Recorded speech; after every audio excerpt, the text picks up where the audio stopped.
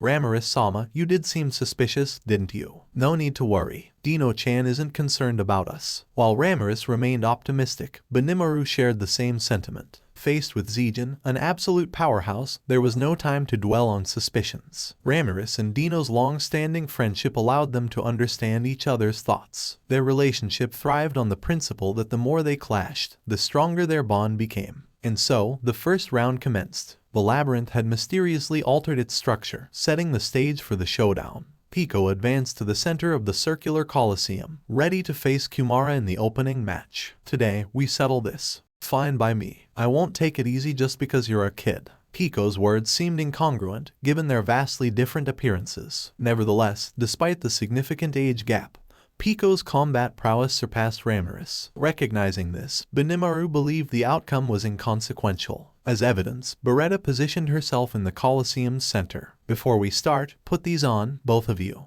Beretta presented the resurrection bracelet Ramirez had created. Oh, I've been wanting one of these. Dino, in a friendly manner, accepted the bracelet without hesitation. No, I'll give it to you later. Dino quickly wore the bracelet. Now I can escape whenever I want. Dino gleefully planned his strategies, believing he had an easy way out. Dino-chan, let me clarify up front that the bracelet's revival point is configured to the location of your demise. You understand the implication, right? Upon hearing this, Dino felt a wave of disappointment, believing that escape might be impossible. I didn't think you'd like the bracelet so much, Dino-chan. How about I give you 5 as a special gift? Initially confused, Dino quickly grasped the meaning. Ramirez intended to kill him 5 times. Hey, that's not funny. I just want you to understand how much I dislike you. Dino's protests were rejected, leading to his ejection from the Colosseum for interfering with the match. The battle commenced with Kumara, unarmed, facing Pico and her spear. Despite lacking a personal weapon, Kumara wielded a fan crafted by Kurobe as a formidable substitute, performing at a legendary grade level. White Monkey Byakuran.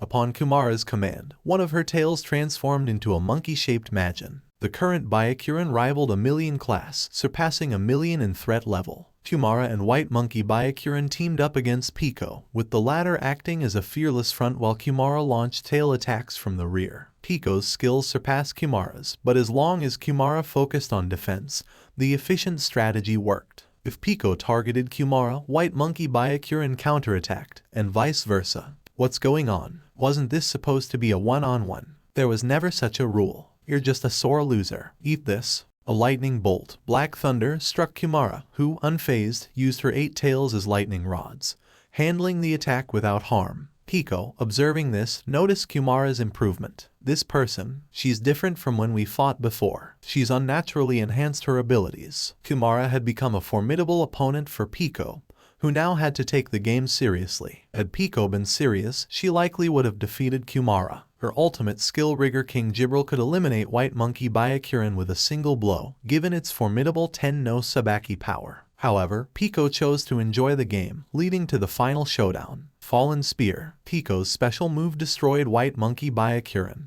but it wasn't the end. 9-hole blow. Capitalizing on Pico's momentary vulnerability, Kumara struck with a series of tail blows. Pico dispersed into particles of light, reviving on the spot. Ramirez declared Kumara the winner. Yes, it's over. Kumara-chan wins. While a surprise upset for Dino, Kumara's victory was irrefutable. Did you let up at the end? Could you have won if you really tried? Dino asked Pico upon her return. Disappointed, Pico responded grumpily. Well, at least the bracelet's effect was proven, right? Pico wore a spare bracelet, and Dino, sensing the situation, refrained from further questioning. It was a smart move by Pico. Although she had the strength to win without tricks, pushing too hard would result in exhaustion. Dino's team aimed to stall for Vega's invasion, and the risks of exposing their capabilities outweighed the benefits. We don't have supplies, and reinforcements are unlikely. Winning alone won't solve everything, right? Ramirez's promises were not guaranteed, and even if they won every match, their opponents had reserves. This is troublesome. How about we lose all the games and save some energy? Dino suggested a casual proposal without hesitation. Mai aside, Pico and Gracia exchanged looks, shaking their heads in exasperation.